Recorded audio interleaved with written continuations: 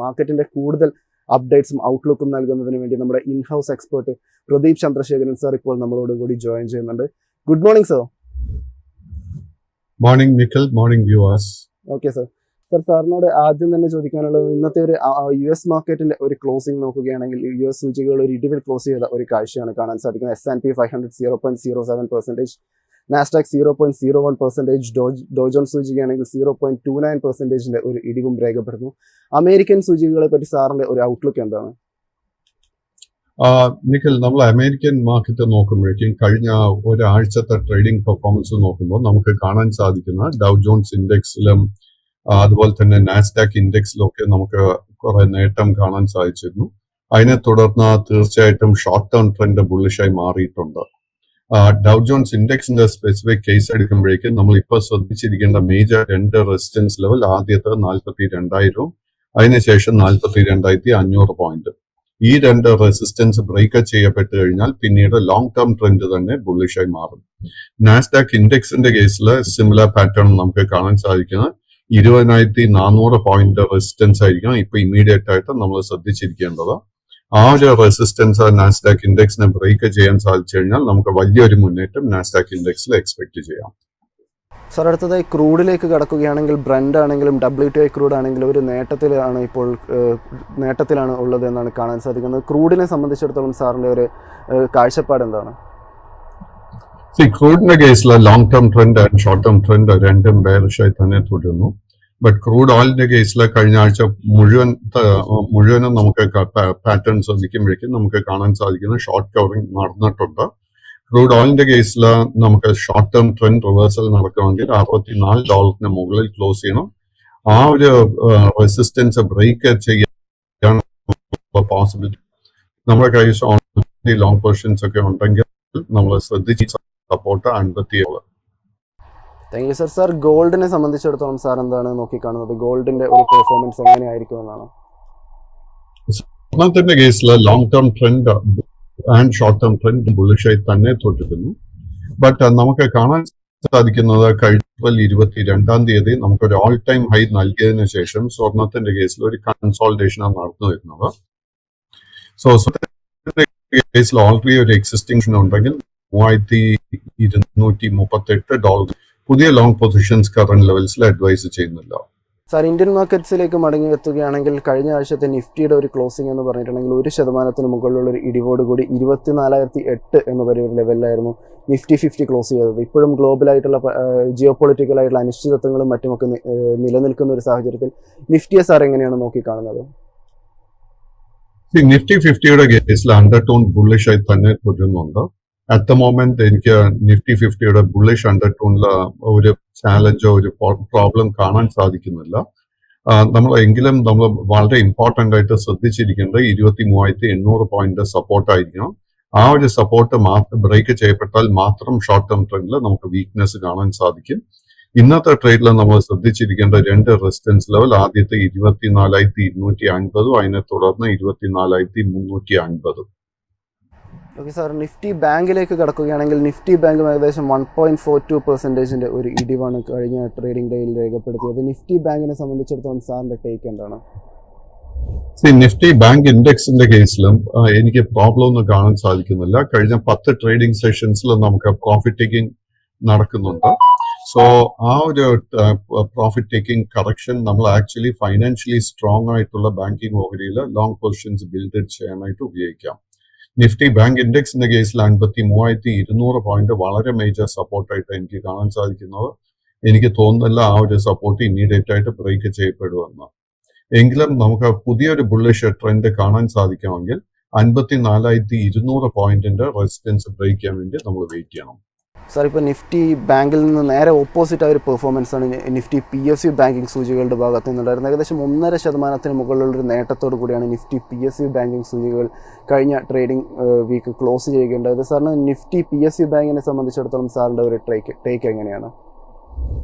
Nifty PSU Stokes നമ്മൾ നോക്കുന്ന സമയത്ത് നിഫ്റ്റി പ്രൈവറ്റ് സെക്ടർ ബാങ്ക്സിനെ അപേക്ഷിച്ച് നമുക്ക് കഴിഞ്ഞ ഒരു 1.5 അണ്ടർ പെർഫോമൻസാണ് നൽകിയിരിക്കുന്നത്.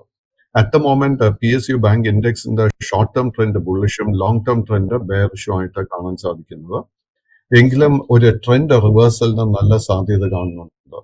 ഇന്ന് നമ്മൾ ശ്രദ്ധിച്ചിരിക്കേണ്ട മേജർ റെസിസ്റ്റൻസ് 3350 പോയിന്റ്. ആ ഒരു റെസിസ്റ്റൻസ് ബ്രേക്ക് ചെയ്യപ്പെട്ടാൽ പിന്നീട് കാണുന്ന major resistance 6500 point. 6500 resistance break ചെയ്യപ്പെട്ടാൽ ലോങ് ടേം ട്രെൻഡ് തന്നെ ബുള്ളിഷായി മാറും. നമുക്കിപ്പോൾ നമ്മൾ ട്രേഡിംഗ് മറ്റുമൊക്കെ നോക്കുകയാണെങ്കിൽ ഇപ്പോൾ ബ്രിട്ടാനിയയുടെ ഓഹരികൾ, ബ്രിട്ടാനിയെ സംബന്ധിച്ചിടത്തോളം ബ്രിട്ടാനിയം അതിൻ്റെ 4ാം പാദഫലം പുറത്തുവിട്ടിരിക്കുകയാണ്. ബ്രിട്ടാനിയെ സംബന്ധിച്ചിടത്തോളം ഇയർ ഓൺ ഇയറിൽ കമ്പനി ഒരു 4.2% ഒരു നേട്ടമാണ് ബ്രിട്ടാനിയ രേഖപ്പെടുത്തിയിരിക്കുന്നത്. 559 കോടി രൂപയായിട്ട് അതിൻ്റെ ലാഭം വർദ്ധിപ്പിക്കാൻ വേണ്ടിയിട്ട് കമ്പനിക്ക് സാധിച്ചിട്ടുണ്ടായിരുന്നു. വരുമാനം നോക്കുകയാണെങ്കിൽ ഏകദേശം 9% ഒരു നേട്ടവും ബ്രിട്ടാനിയയുടെ ഭാഗത്ത് നിന്നുണ്ടായിരിക്കുന്നു. 4432.2 കോടിയുടെ ഒരു വരുമാനമാണ് കമ്പനിയെ സംബന്ധിച്ചിടത്തോളം റിപ്പോർട്ട് ചെയ്യപ്പെട്ടിരിക്കുന്നത്. കൂടാതെ കമ്പനി ഡിവിഡൻഡ് പ്രഖ്യാപിക്കുന്ന ഒരു കാഴ്ചയും നമുക്ക് കാണാൻ വേണ്ടി സാധിച്ചിരിക്കുന്നു. സോ നമുക്കിപ്പോൾ ചോദിക്കാൻ വേണ്ടി സാറിനോടുള്ളത് ഇപ്പോൾ ബ്രിട്ടാനിയയുടെ ഓഹരികളെ പറ്റിയിട്ടാണ്. കമ്പനിയെ സംബന്ധിച്ചിടത്തോളം പറയുകയാണെങ്കിൽ ഏകദേശം 0.5% മുകളിലുള്ള ഒരു പെർഫോമൻസോട് കൂടി 5425 എന്ന് പറയുന്ന ലാസ്റ്റ് ട്രേഡിംഗ് പ്രൈസിലാണ് ഓഹരി അവസാനിക്കുകയുണ്ടായത്. ബ്രിട്ടാനിയെ സംബന്ധിച്ചിടത്തോളം സാറിന്റെ ഒരു അഭിപ്രായം എന്താണ്? ബ്രിട്ടാനിയയുടെ കേസിൽ നമുക്ക് മാർച്ച് മാസത്തിന് ശേഷം തുടർച്ചയായിട്ട് ഒരു ബൈയിങ് ഇൻട്രസ്റ്റ് കാണാൻ സാധിക്കുന്നുണ്ട്. അതിനെ തുടർന്ന് long and short term trend രണ്ടും ബുള്ളിഷായി മാറിയിട്ടുമുണ്ട്. സോ ഈ ഒരു സ്റ്റോക്കിന്റെ കേസിൽ നമ്മൾ ശ്രദ്ധിച്ചിരിക്കേണ്ട ഒരു മേജർ സപ്പോർട്ട് ഏരിയ 1270 ആയിരിക്കണം. ആ ഒരു സപ്പോർട്ട് ഹോൾഡ് ചെയ്യുന്നുണ്ടെങ്കിൽ നമുക്ക് വരും സെഷൻസിൽ നമുക്ക് തീർച്ചയായിട്ടും ഒരു പുതിയ ലോങ് പൊസിഷൻ കൺസിഡർ ചെയ്യാം. ഇതിന്റെ ഇമ്മീഡിയറ്റ് റെസിസ്റ്റൻസ് കാണുന്ന 5600 രൂപയില. 5600 റെസിസ്റ്റൻസ് ബ്രേക്ക് ചെയ്യപ്പെട്ടാൽ ഈ സ്റ്റോക്കിൽ വലിയൊരു മുന്നേറ്റം നമുക്ക് കാണാൻ സാധിക്കും.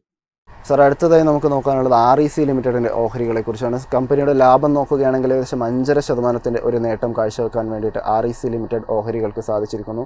ലാസ്റ്റ് ട്രേഡിംഗ് ദിനത്തിലെ കമ്പനിയുടെ ഒരു പെർഫോമൻസ് നോക്കുകയാണെങ്കിൽ 2% മുകളിലുള്ള ഇടിവോടുകൂടി 384 എന്ന് പറയുന്ന ഒരു ലാസ്റ്റ് ട്രേഡഡ് പ്രൈസിലാണ് കമ്പനി അതിൻ്റെ ട്രേഡിംഗ് അവസാനിപ്പിക്കുകയുണ്ടായത്. REC ലിമിറ്റഡിൽ സാറിൻ്റെ ഒരു ടേക്ക് എന്താണ്? വിഷ്ണു, നമുക്ക് RECയുടെ പാറ്റേൺ നോക്കുമ്പോഴേക്കും അൺഫോർച്ചുനേറ്റ്ലി കാണാൻ സാധിക്കുന്ന long and short term trend രണ്ടും ബെയറിഷായി തന്നെ തുടരുന്നു. എങ്കിലും ഈ സ്റ്റോക്കിന് 358 രൂപയിൽ വളരെ സ്ട്രോങ് ഒരു സപ്പോർട്ട് ഉണ്ട്. ആൻഡ് എൻ്റെ ഒരു എക്സ്പെക്ടേഷൻ വരും സെഷൻസിൽ ആ ഒരു സപ്പോർട്ട് നിലനിൽക്കുമെന്നാണ് ഞാൻ വിശ്വസിക്കുന്നത്. ഈ സ്റ്റോക്കിന്റെ ഷോർട്ട് ടേം ട്രെൻഡ് ബുള്ളിഷായി മാറണമെങ്കിൽ ഈ സ്റ്റോക്ക് 440 റെസിസ്റ്റൻസും ലോങ് ടേം ട്രെൻഡ് ബുള്ളിഷായി മാറണമെങ്കിൽ 500 രൂപയുടെ റെസിസ്റ്റൻസും ഇത് ബ്രേക്ക് ചെയ്യണം. ഓക്കെ സാർ, അടുത്തതായി നമുക്ക് നോക്കാനുള്ളത് ജിൻഡാൽ സ്റ്റെയിൻലെസ്സിൻ്റെ ഓഹരികളാണ്. കമ്പനിയുടെ ഒരു പെർഫോമൻസ് നോക്കുകയാണെങ്കിൽ 4ാം പാദത്തിൽ കമ്പനി ഏകദേശം 18% ഒരു നേട്ടത്തോടു കൂടി 590 കോടി രൂപയുടെ ഒരു നേട്ടമാണ് കമ്പനി കാഴ്ചവെക്കുകയുണ്ടായിരിക്കുന്നത്. എങ്കിലും കമ്പനിയുടെ ലാസ്റ്റ് ദിനത്തിലെ ഒരു ട്രേഡിംഗ് പരിശോധിക്കുകയാണെങ്കിൽ 1.5% ഒരു ഇടിവോടുകൂടി 579 എന്ന് പറഞ്ഞൊരു ലാസ്റ്റ് ട്രേഡഡ് പ്രൈസിലാണ് ജിൻഡാൽ സ്റ്റെയിൻലെസ് അവസാനിക്കുകയുണ്ടായത്. ജിൻഡാൽ സ്റ്റെയിൻലെസ്സിൽ സാറിൻ്റെ ഒരു വ്യൂ എന്താണ്? അൺഫോർച്ചുനേറ്റ്ലി ജിൻഡാൽ സ്റ്റീലിന്റെ ട്രേഡിംഗ് പാറ്റേൺ നോക്കുമ്പോഴേക്കും നമുക്ക് ബെയറിഷ്നെസ്സേ കാണാൻ സാധിക്കുന്നുള്ളൂ. ഈ സ്റ്റോക്കിന്റെ long and short term trend രണ്ടും ബെയറിഷായി തുടരുന്നു. അറ്റ് ദ മൊമെന്റ് നമുക്ക് ഇതിന്റെ ഒരു ബോട്ടം കണ്ടു എന്ന് സ്ഥിരീകരിക്കാൻ സാധിക്കുന്നില്ല. സോ അതുകൊണ്ട് തന്നെ കറന്റ് ലെവൽസിലെ പുതിയ ലോങ് പൊസിഷൻസ് ഒന്നും തന്നെ അഡ്വൈസ് ചെയ്യുന്നില്ല. ഷോർട്ട് ടേം ട്രെൻഡ് ബുള്ളിഷായി മാറണമെങ്കിൽ 625, ലോങ് ടേം ട്രെൻഡ് ബുള്ളിഷായി മാറണമെങ്കിൽ 685 റെസിസ്റ്റൻസ് ലെവൽസ് ഇത് ബ്രേക്ക് ചെയ്യണം. സാർ, അടുത്തായി നമുക്ക് നോക്കാനുള്ളത് ചമ്പാൽ ഫെർട്ടിലൈസേഴ്സ് ആൻഡ് കെമിക്കൽസിൻ്റെ ഓഹരികളെ കുറിച്ചാണ്. കമ്പനിയും 4ാം പാദഫലത്തിൽ ഒരു മികച്ച പെർഫോമൻസ് കമ്പനിയുടെ ഭാഗത്തുണ്ടായിരിക്കുന്നു. 35% നേട്ടം ലാഭവിനത്തിലും വരുമാന ഇനത്തിൽ ഏകദേശം 7.5% ഒരു ഇടിവുമാണ് ചമ്പാൽ ഫെർട്ടിലൈസേഴ്സിൻ്റെ ഭാഗത്ത് നിന്നുണ്ടായിരുന്നത്. കമ്പനിയുടെ ഒരു ഓഹരി പരിശോധിക്കുകയാണെങ്കിൽ ലാസ്റ്റ് ട്രേഡിംഗ് ദിനത്തിൽ ഏകദേശം 0.5% ഒരു ഇടിവോട് കൂടിയാണ് നേട്ടത്തോടു കൂടിയാണ് ചമ്പാൽ 693 എന്ന് പറയുന്ന ഒരു നിരക്കിലാണ് ക്ലോസ് ചെയ്യേണ്ടത്. ചമ്പാൽ ഫെർട്ടിലൈസേഴ്സിൽ സാറിൻ്റെ ഒരു ടേക്ക് എന്താണ്? ചമ്പൽ ഫെർട്ടിലൈസേഴ്സ് ഈ വർഷത്തിന്റെ ആരംഭം മുതൽ തന്നെ നമുക്കൊരു ഔട്ട് പെർഫോമൻസ് നൽകിക്കൊണ്ടിരിക്കുന്നത്. വളരെ സ്ട്രോങ് ഒരു ബുള്ളിഷ് ട്രെൻഡ് ചമ്പൽ ഫെർട്ടിലൈസേഴ്സ് മുന്നേറിക്കൊണ്ടിരിക്കുന്നത്. ഇൻഫാക്ട് കഴിഞ്ഞ ആഴ്ചത്തെ ട്രേഡ് നോക്കുമ്പോഴേക്കും മാർക്കറ്റിൽ ഇത്രയും വീക്ക്നെസ് കാണുന്ന സമയത്ത് പോലും ചമ്പൽ ഫെർട്ടിലൈസേഴ്സ് നമുക്കൊരു പുതിയ ഓൾ ടൈം ഹൈ ആയിരുന്നു നൽകിയത്. അതിനുശേഷം കഴിഞ്ഞ 2-3 ട്രേഡിംഗ് സെഷൻസിൽ നേരിയ പ്രോഫിറ്റ് ടേക്കിംഗ് കാണാൻ സാധിക്കുന്നുണ്ട്. സ്റ്റോക്കിന്റെ ഫൈനാൻഷ്യൽസിൽ നമുക്ക് കംഫർട്ടബിൾ ആണെങ്കിൽ ഈ സ്റ്റോക്കിൽ ലോങ് പൊസിഷൻ മെയിൻറ്റെയിൻ ചെയ്യാം. 620 ആയിരിക്കാം നമ്മുടെ മേജർ സ്റ്റോപ്പ് ശ്രദ്ധിച്ചിരിക്കേണ്ടത്. സ്റ്റോക്കിൽ ഹവർ കറന്റ് ലെവൽസിൽ പുതിയ ലോങ് പൊസിഷൻസ് അഡ്വൈസ് ചെയ്യുന്നില്ല. സാർ അടുത്തതായി ചോദിക്കാനുള്ള അഡ്ഹസീവ് കമ്പനി ആയിട്ടുള്ളത് പിഡിലൈറ്റ് ഇൻഡസ്ട്രീസിനെ കുറിച്ചിട്ടാണ്. പിഡിലൈറ്റിൻ്റെ ഒരു ഓഹരി പരിശോധിക്കുകയാണെങ്കിൽ കാണാൻ സാധിക്കുന്നത് കമ്പനി ഏകദേശം 3/4% നേട്ടത്തോട് 0.76% നേട്ടത്തോടു കൂടി 2980 എന്ന് പറയുന്ന ഒരു നിരക്കിലാണ് ട്രേഡിംഗ് അവസാനിപ്പിക്കുകയുണ്ടായത്. പിഡിലൈറ്റിൽ സാറിൻ്റെ ഒരു ടേക്ക് എന്താണ്? പിഡിലൈറ്റിന്റെ കേസിൽ long term and short term trend രണ്ടും സൈഡ് വേസ് ആയിട്ട് കാണാൻ സാധിക്കുന്നത്. ഈ സ്റ്റോക്കിന്റെ വളരെ ഇമ്പോർട്ടന്റ് ആയിട്ട് ഒരു റെസിസ്റ്റൻസ് 3080 രൂപയിൽ കാണാൻ സാധിക്കുന്നുണ്ട്. ആ ഒരു റെസിസ്റ്റൻസ് ബ്രേക്ക് ചെയ്യപ്പെട്ടാൽ long and short term trend രണ്ടും ബുള്ളിഷായി മാറും. കൈവശം ഓൾറെഡി ലോങ് പൊസിഷൻ ഉണ്ടെങ്കിൽ നമ്മൾ 2870 സപ്പോർട്ട് ശ്രദ്ധിച്ചിരിക്കണം. സാർ അടുത്തതായി സാറിൻ്റെ ഒരു ശ്രദ്ധയിലേക്ക് കൊണ്ടുവരാനുള്ള ഒരു ഓഹരി എന്ന് പറഞ്ഞിട്ടുണ്ടെങ്കിൽ പേടിഎമ്മിൻ്റെ ഓഹരിയാണ്. ഓഹരി പരിശോധിക്കുകയാണെങ്കിൽ ലാസ്റ്റ് ട്രേഡിംഗ് ദിനത്തിലെങ്കിൽ 0.30% ഒരു ഇടിവോടെ ഏകദേശം 832 എന്ന് പറഞ്ഞൊരു ലാസ്റ്റ് ട്രേഡിംഗ് പ്രൈസിലാണ് ഓഹരി ക്ലോസ് ചെയ്യേണ്ടത്. പേടിഎമ്മിനെ സാർ എങ്ങനെയാണ് നോക്കിക്കാണുന്നത്? നിക്കൽ ഒരു ഡിസ്ക്ലോഷർ വെച്ച് സ്റ്റാർട്ട് ചെയ്യുന്നു. പേഴ്സണലി എനിക്കൊരു ലോങ് പൊസിഷനുള്ള ഒരു സ്റ്റോക്ക് പേടിഎം. ആൻഡ് പേടിഎമ്മിന്റെ കേസിൽ ലോങ് ടേം ട്രെൻഡ് ബുള്ളിഷും ഷോർട്ട് ടേം ട്രെൻഡ് സൈഡ് വേസുമായിട്ട് കാണുന്നത്. ഈ സ്റ്റോക്കിൽ നമുക്ക് ശക്തമായിട്ട് ഒരു അപ്വേർഡ് മൂവ്മെന്റ് കാണാൻ സാധിക്കണമെങ്കിൽ ഈ സ്റ്റോക്ക് 920 രൂപയുടെ റെസിസ്റ്റൻസ് ബ്രേക്ക് ചെയ്യണം. അറ്റ് ദ സെയിം ടൈം നമ്മുടെ കൈവശം ഓൾറെഡി ലോങ് പൊസിഷൻ ഉണ്ടെങ്കിൽ നമ്മൾ 760 സപ്പോർട്ടായിരിക്കണം ശ്രദ്ധിച്ചിരിക്കേണ്ടത്. 760 സപ്പോർട്ട് ബ്രേക്ക് ചെയ്യപ്പെട്ടാൽ long term and short term trend രണ്ടും ബെയറിഷായി മാറും. ഓക്കെ സാർ അടുത്തതായി സാറിൻ്റെ ഒരു ശ്രദ്ധ കൊണ്ടുവരാനുള്ളത് ഇന്ന് 4ാം പാദഫലം പ്രഖ്യാപിക്കാൻ പോകുന്ന ടാറ്റ മോട്ടോഴ്സിനെ പറ്റിയിട്ടാണ്. ടാറ്റ മോട്ടോഴ്സിൽ സാറിൻ്റെ ഒരു ടേക്ക് എന്നാണ്? ടാറ്റ മോട്ടോഴ്സ് നോക്കുകയാണെങ്കിൽ അവസാന ദിനത്തിൽ 142 ടാറ്റ സ്റ്റീലിനെ സംബന്ധിച്ചിടത്തോളമാണ്. ടാറ്റ സ്റ്റീലിൻ്റെ ഒരു ക്ലോസിംഗ് നോക്കുകയാണെങ്കിൽ ലാസ്റ്റ് ദിനത്തിൽ 142 എന്ന് പറയുന്ന ഒരു നിരക്കിലാണ് ടാറ്റ സ്റ്റീലിൽ ക്ലോസിംഗ് ഉള്ളത്. ടാറ്റ സ്റ്റീലിനെ സാർ എങ്ങനെയാണ് നോക്കിക്കാണുന്നത്? ടാറ്റ സ്റ്റീലിന്റെ കേസിൽ നമുക്ക് long and short term trend രണ്ടും സൈഡ് വേസ് ആയിട്ടാണ് കാണാൻ സാധിക്കുന്നത്. ഈ സ്റ്റോക്ക് ജനുവരി 25 ശേഷം അതിന്റെ ബോട്ടം പ്രൈസ് നിന്നും നല്ലൊരു റിക്കവറി നൽകിയിരുന്നു. എങ്കിലും മാർച്ച് മാസത്തിൽ വീണ്ടും വലിയൊരു സെൽ ഓഫ് ആയിരുന്നു ഈ സ്റ്റോക്ക് നേരിട്ടത്. ഈ സ്റ്റോക്കിന്റെ വളരെ ഇമ്പോർട്ടന്റ് ആയിട്ട് ഒരു റെസിസ്റ്റൻസ് 150 രൂപയിൽ കാണാൻ സാധിക്കുന്നുണ്ട്. ആ ഒരു റെസിസ്റ്റൻസ് ബ്രേക്ക് ചെയ്യപ്പെട്ടാൽ മാത്രം നമുക്കൊരു പുതിയ ലോങ് പൊസിഷൻ കൺസിഡർ ചെയ്യാം. Thank you sir. അടുത്തതായി സാറിനോട് ചോദിക്കാനുള്ളത് സുപ്രിയ ലൈസൻസ് ലിമിറ്റഡിൻ്റെ ഓഹരികളെ കുറിച്ചിട്ടാണ്. ലാസ്റ്റ് ദിനത്തിലെ ഒരു ക്ലോസിംഗ് നോക്കുകയാണെങ്കിൽ ഏകദേശം 1.43% ഒരു ഇടിവോടുകൂടി 629 എന്ന് പറഞ്ഞൊരു ലാസ്റ്റ് ട്രേഡിംഗ് പ്രൈസിലാണ് ഓഹരി ക്ലോസ് ചെയ്യേണ്ടത്. സുപ്രിയ ലൈസൻസ് ലിമിറ്റഡിൽ സാറിൻ്റെ ഒരു ടേക്ക് എന്താണ്? സുപ്രിയയുടെ കേസിൽ നമ്മൾ ആദ്യം തന്നെ മറക്കാൻ പാടില്ലാത്തൊരു വിഷയം എന്താണെന്ന് വെച്ച് കഴിഞ്ഞാൽ this A small cap stock. ഈ സ്റ്റോക്ക് കഴിഞ്ഞ ഡിസംബർ മാസത്തിലായിരുന്നു നമുക്കൊരു ഓൾ ടൈം ഹൈ നൽകിയത്. അതിനുശേഷം അടുത്ത 2 മാസം ഈ സ്റ്റോക്കിൽ ഒരു കറക്ഷൻ പ്രോഫിറ്റ് ടേക്കിംഗ് നടന്നിരുന്നു. വീണ്ടും മാർച്ച് മാസത്തിൽ ഇതിന്റെ ഓൾ ടൈം ഹൈ ലെവലായിട്ടുള്ള 840 രൂപ വരെ തിരിച്ച് ഇത് റിക്കവർ ചെയ്തിരുന്നു. ബട്ട് അതിനുശേഷം വീണ്ടും ഇതിലൊരു പ്രോഫിറ്റ് ടേക്കിംഗ് കൺസോൾട്ടേഷൻ കാണാൻ സാധിക്കുന്നുണ്ട്. അതിനെ തുടർന്ന് ഇപ്പോൾ long term and short term trend രണ്ടും സൈഡ് വേസായി മാറിയിരിക്കുന്നു. കൈവശം ഓൾറെഡി ലോങ് പൊസിഷൻ ഉണ്ടെങ്കിൽ 580 സപ്പോർട്ട് ശ്രദ്ധിച്ചിരിക്കണം. ഇതിൽ നമുക്ക് വീണ്ടും ഒരു ശക്തമായിട്ടൊരു അപ്വേർഡ് മൂവ്മെന്റ് കാണാൻ സാധിക്കണമെങ്കിൽ 700 രൂപയുടെ റെസിസ്റ്റൻസ് ബ്രേക്ക് ചെയ്യാൻ വേണ്ടി വെയിറ്റ് ചെയ്യണം.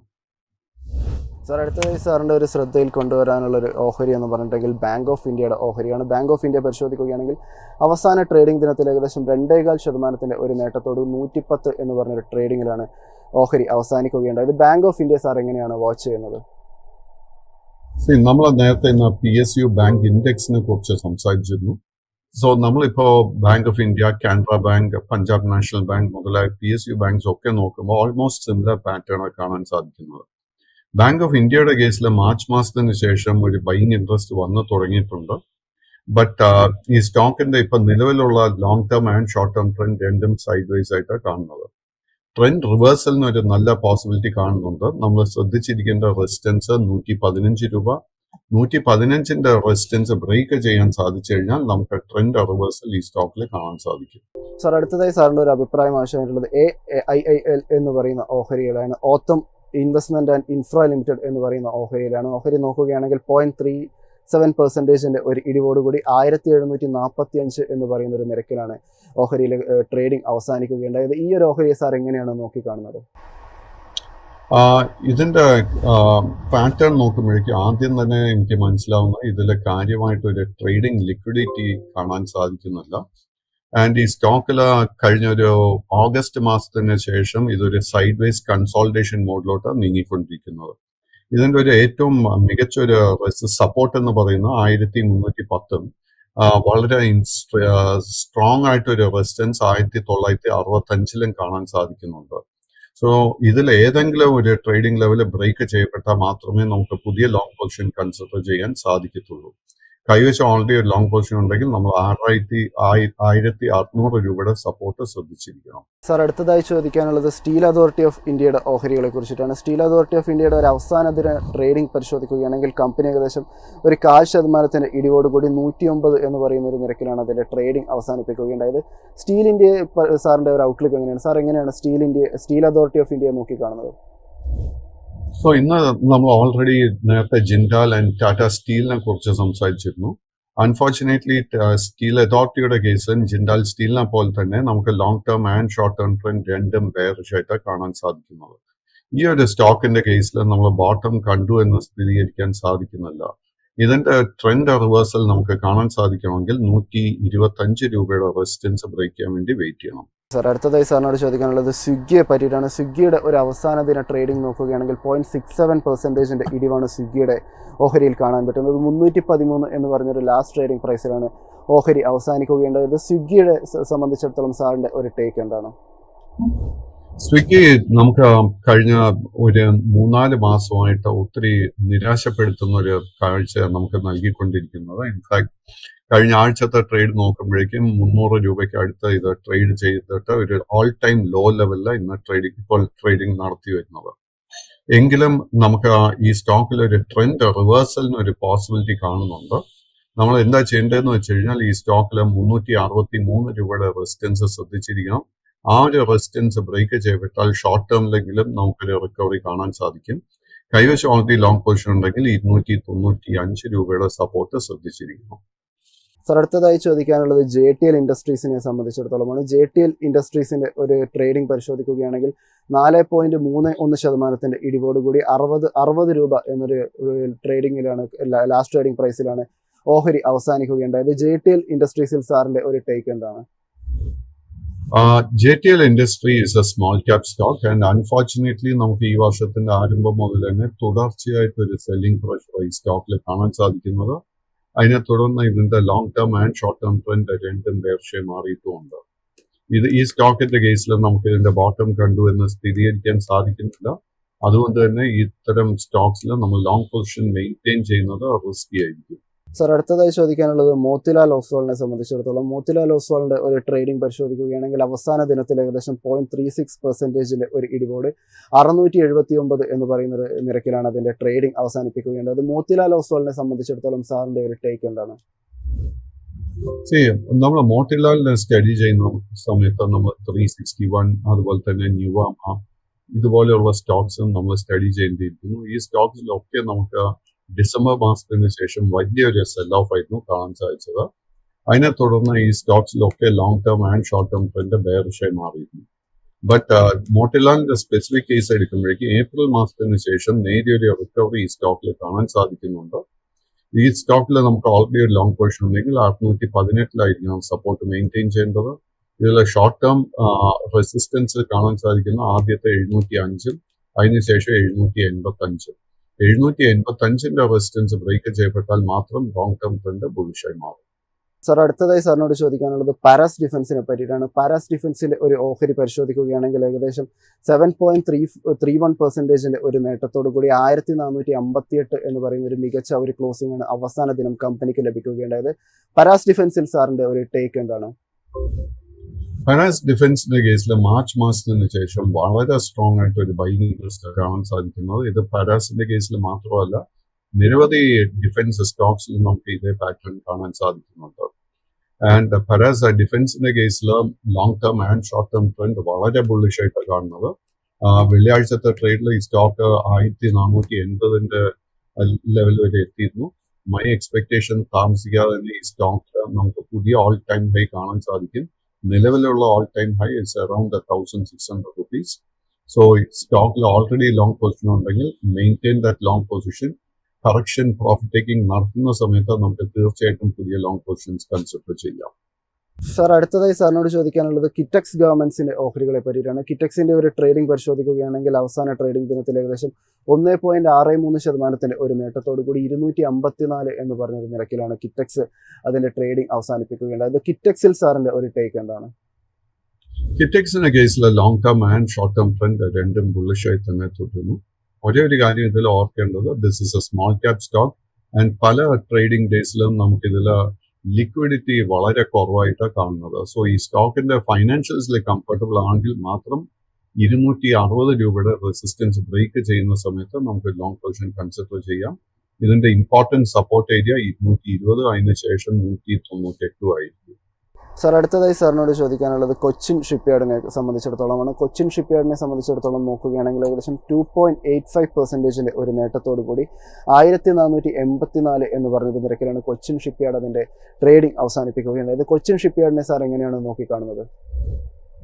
സോ കൊച്ചിൻ ഷിപ്പ്യാർഡിന്റെ കേസിലെ disclosure, I already have an existing long position and Cochin shipyard study ചെയ്യുന്ന സമയത്ത് ഇതിനോടൊപ്പം നമുക്ക് പഠിക്കേണ്ടത് Mazagon dock and garden reach.